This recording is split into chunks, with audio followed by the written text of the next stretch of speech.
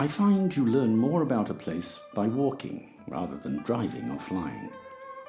It is while wandering the roads and paths that you meet people, see the world around you, and smell its aromas.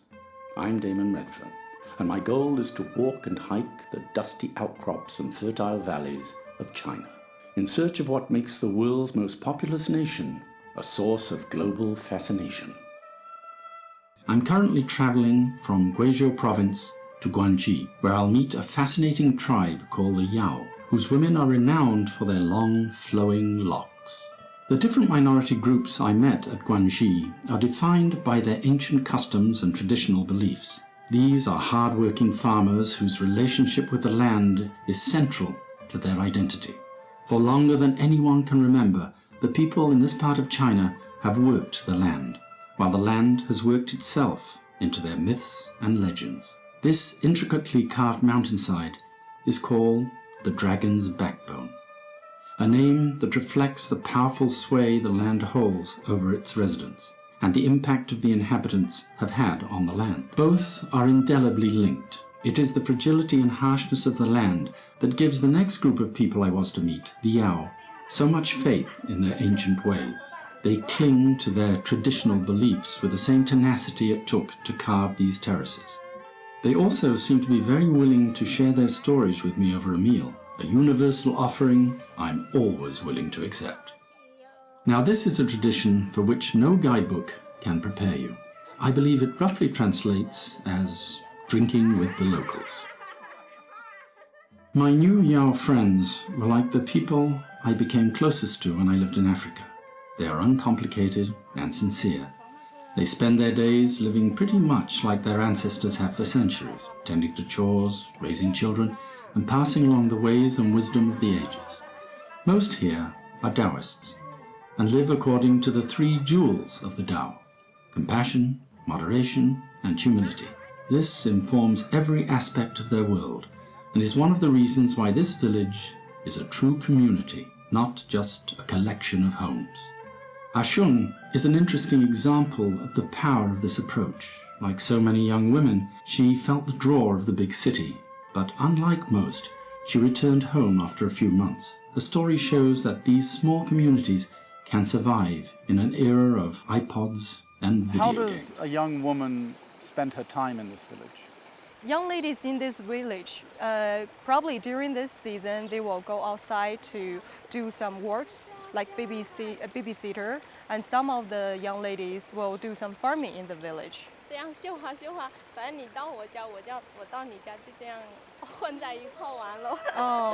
Like the young sisters there, they often get together and they will sew the embroideries all day, and they will chatting in different families, and they will get together, really have a fun day here in this village. Could you describe the typical day in this village for a young woman like yourself?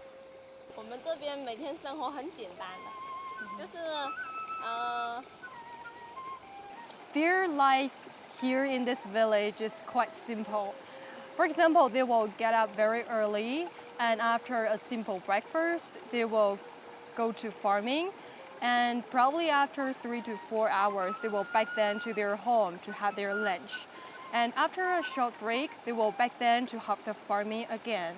And I think it's around 5 o'clock, they will back to the home and start cooking for the dinner. And usually they will get to bed very early.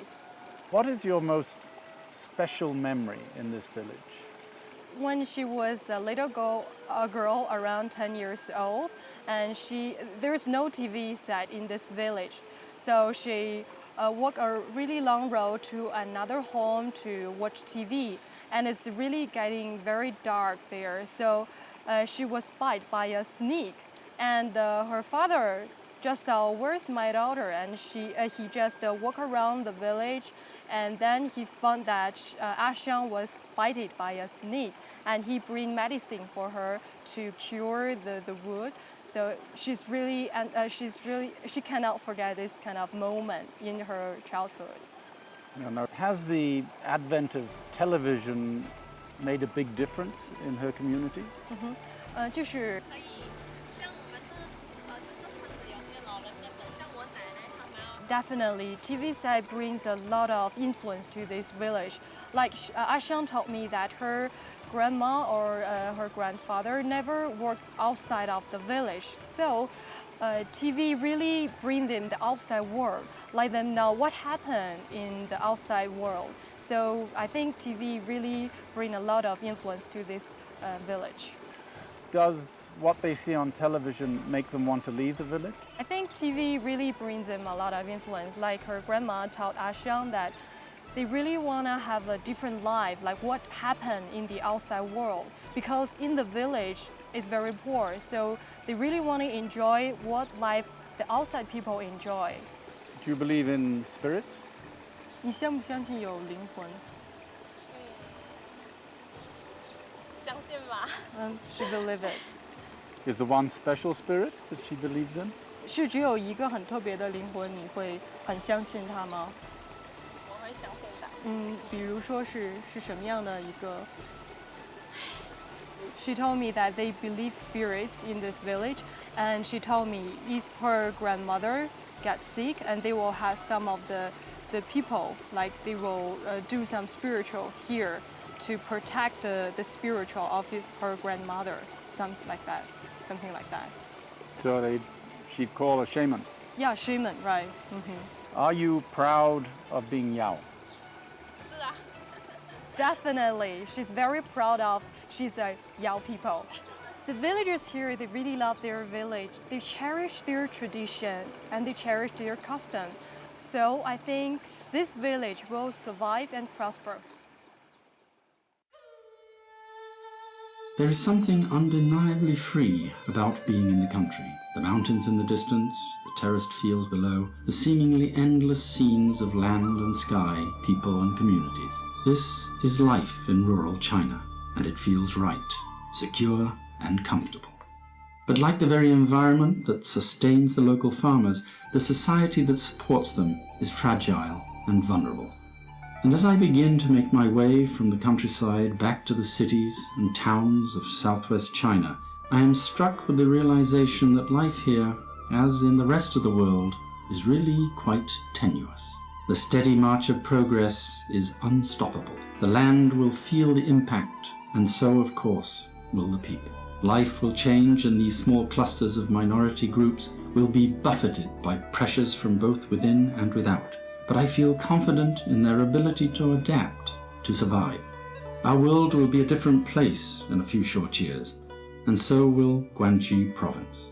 However, if ever my path brings me back to these parts, I am confident I will still find people who live life as it should be.